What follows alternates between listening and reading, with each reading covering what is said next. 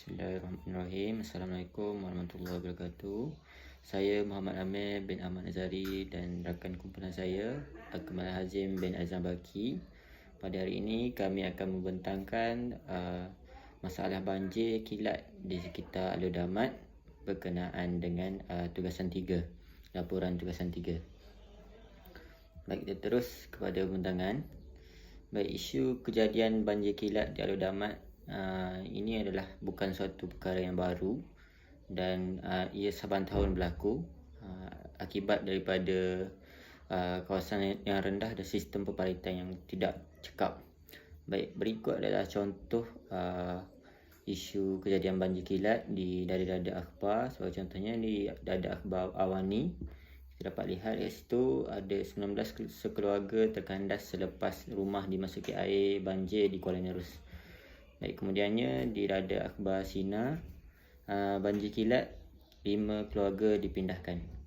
Baik, itu adalah contoh di dada akhbar. Dan di bahagian bawah adalah gambar-gambar yang diambil oleh kami sendiri semasa waktu berlakunya banjir kilat tersebut. Sekarang kita beralih kepada bahagian pengenalan. Ayuh kita mendalami definisi ataupun maksud mengenai banjir kilat.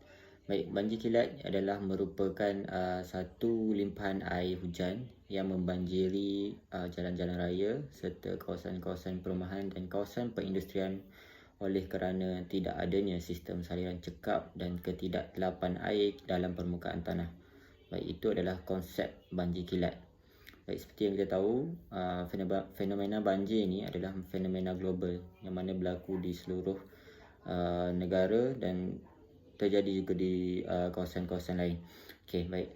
Terdapat beberapa punca utama yang menyebabkan kenapa fenomena ini berlaku.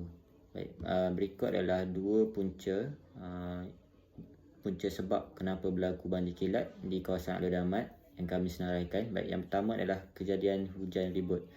Baik, kejadian hujan ribut ini adalah disebabkan oleh angin monsun timur laut yang merupakan faktor utama dalam menyumbang kepada kejadian banjir kilat ini. Apa yang dimaksudkan dengan kejadian banjir kilat ini? Apa yang dimaksudkan dengan hujan ribut ni ialah kejadian hujan lebat yang berlaku untuk tempoh beberapa jam sahaja dan biasanya kurang daripada 6 jam. Baik, kemudiannya faktor yang kedua adalah tidak mempunyai sistem saliran dan peparitan yang baik. Okey, kesannya air daripada longkang dan parit itu melimpah ke jalan-jalan utama. Baik, kesan banjir kilat ni yang kami dapat lihat, kami dapat perhati semasa lawatan kami, ia memberi kesan khususnya kepada masyarakat yang tinggal di kawasan tanah rendah dan di kawasan sistem perparitan yang tidak diuruskan dengan cekap. Maka sebab itulah antara punca berlaku banjir kilat di kawasan Alor Damat. Baiklah, kita lihat kepada isu kejadian banjir kilat di Alor Damat. Okey, isu yang pertama adalah isu rumah penduduk yang dinaiki air. Okey, isu ini diambil daripada responden kami sendiri yang mana merupakan salah seorang pelajar IPG Kedah yang tinggal di kawasan Alor Damat dan rumah beliau dinaiki air. Okey, beliau mendapati bahawa air memasuki rumah mereka dengan mendadak selepas hujan berlarutan selama 3 jam sahaja. Beliau terpaksa mengalihkan kenderaan ke kawasan tinggi untuk menyelamatkan harta benda mereka dan dipindahkan ke pusat pemindahan sementara di IPG Kedah. Okey, menurutnya lagi, kawasan rumah beliau tiada sistem peparitan yang cekap. Maknanya tiada sistem peparitan untuk mengalir keluarkan air yang berada di kawasan rumah mereka.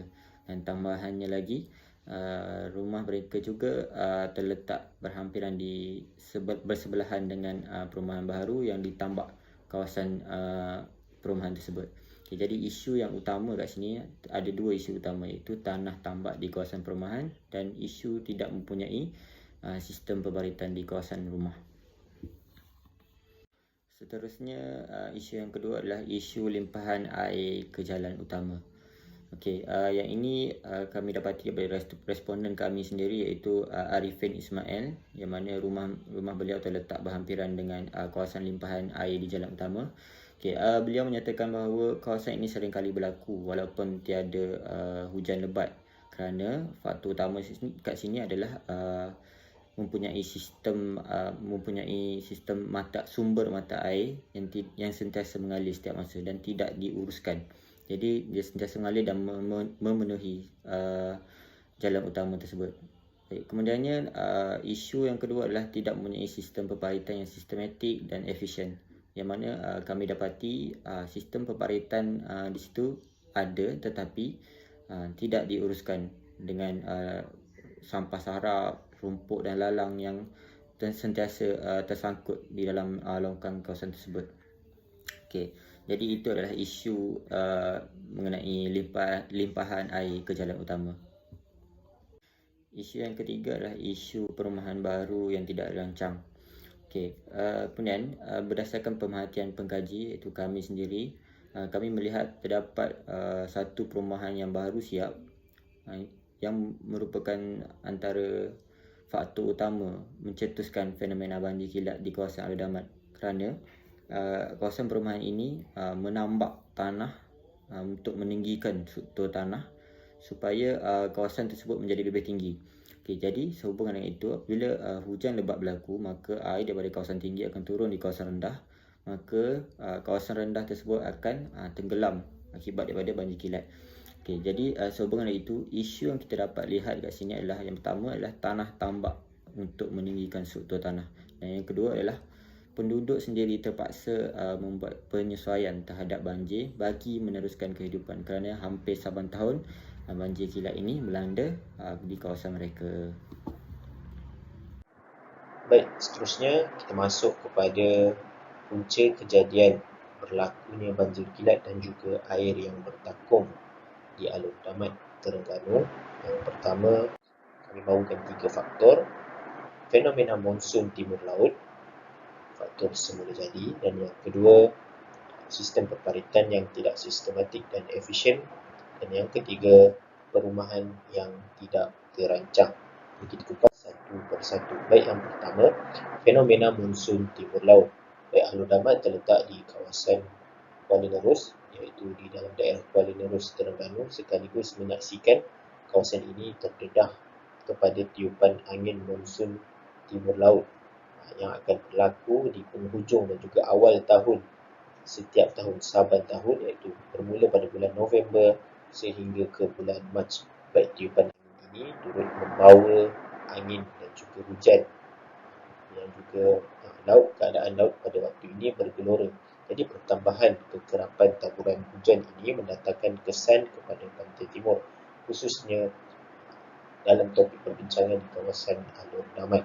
Jadi kekerapan hujan itu dalam satu tempoh jangka masa yang panjang menyaksikan berlakunya pertambahan air di dalam kawasan-kawasan yang di laluan-laluan air, contohnya dalam sungai, dalam longkang parit dan sebagainya. Baik, yang kedua, sistem peparitan yang tidak efisien ini juga hasil daripada hakisan dan juga enapan. Kita akan lihat contoh ataupun contoh gambar ketika kami melaksanakan kajian lapangan, iaitu dia mencetikkan dasar sungai kerana enapan dan juga hakisan ini akan jatuh ke kawasan dasar sungai sekaligus menjadikan sungai ataupun kawasan parit ataupun alur air itu menjadi cetek. Jadi lebihan air itu akan mudah untuk keluar. Baik, yang ketiga, sampah sarap dan juga rumput lalang. Mengapa begini? Ketika kami menjalankan kajian lapangan, kami dapat melihat ada rumput lalang yang tebal yang menyaksikan kawasan itu mungkin berlakunya halangan dan juga keupayaan untuk aliran air itu lalu dengan lebih lancar. Kita lihat contoh hakisan dan juga enapan daun-daun yang gugur ini juga boleh menjadi enapan, iaitu dia mencetekkan dasar parit, kawasan parit ini. Dan juga yang kedua, sampah sarap dan juga rumput lalang. Kita lihat ini adalah kawasan parit di sebuah surau, salah sebuah surau di Alor Damai. Jadi kawasan ini menghalang keupayaan aliran air untuk berjalan dengan lebih lancar. Baik, faktor yang ketiga kami bawakan kerana perumahan ataupun dari segi pembinaan yang tidak terancang. Maksud tidak terancang di sini adalah kawalan ataupun sistem peparitan yang tidak baik. Contohnya yang pertama, kawasan rendah, air bertakung kerana perbezaan ketinggian dari sudut geografi. Kalau kita lihat dekat sini, kawasan ini adalah kawasan perumahan yang baru dibina, dan dekat kawasan ini adalah kawasan mana air bertakung. Jadi gambar ini diambil setelah 2 ke 3 hari hujan lebat berlaku dan air masih bertakung, menunjukkan betapa lembap dan juga rendahnya kawasan yang dibina. Kalau hujan lebat berterusan, air boleh bertakung sehingga di hadapan rumah ni, sekaligus menukarkan perjalanan penduduk-penduduk di kawasan ini. Baik, yang kedua, pemilikan lot tanah. Mengapa kami mengambil faktor pemilikan lot tanah ini? Kerana pemilikan lot tanah ini daripada berbeza-beza individu. Jadi pembangunannya mengikut kesesuaian ataupun faktor kewangan seorang individu tersebut. Contohnya, ada individu yang dia menambah tanah dengan lebih tinggi sebelum dia membina rumah ataupun mendirikan rumah, menjadikan kawasan-kawasan lain akan menjadi lebih rendah. Jadi sistem ataupun bahan-bahan buangan daripada rumah itu akan terus mengalir turun ke kawasan lain yang lebih rendah. Kalau kita tengok kat sini, ada kawasan yang berupaya. Terdapat juga rumah-rumah kampung dan sebagainya yang terus mengalirkan air ataupun menyalurkan air ke kawasan yang berupaya dan tidak masuk ke dalam sistem parit ataupun saluran utama di kawasan Aludaba ini. Jadi ketiga-tiga faktor ini jadi penyumbang kepada berlakunya banjir kilat dan juga kejadian ataupun air bertakung yang sering berlaku, terutamanya apabila tiba musim tengkujuh di hujung-hujung tahun dan juga awal tahun. Saya akan bentangkan cadangan penyelesaian yang kami fikir sesuai untuk diutarakan ataupun untuk ditambah baik, lagi menambah baik masalah ini. Baik, terdapat 5 pihak yang terlibat. Yang pertama, kerajaan, iaitu perkongsian pakar dan juga pemantauan secara berkala. Baik, perkongsian pakar ini meliputi perkongsian pakar untuk contohnya membina rumah, bagaimana mereka mahu membina rumah dengan baik dan sebagainya, hanya perlu melakukan pemantauan. Contohnya yang mana kita tadi, ada kawasan yang dibina tinggi, ada kawasan yang dibina rendah dan sebagainya. Jadi perkongsian kepakaran ini penting bagi memastikan penduduk-penduduk di sini dapat hidup dengan tenang, aman dan damai. Yang kedua, MBKT, iaitu Majlis Bandaraya Kuala Terengganu, turut perlu menghulurkan bantuan dari sudut logistik apabila contohnya mahu projek-projek mendalamkan parit dan sebagainya. Jadi penggunaan jentera berat dan juga peralatan kebersihan, contohnya untuk mendalamkan parit, untuk membersihkan contohnya rumput lalang yang secara berskala besar yang memerlukan lori dan sebagainya.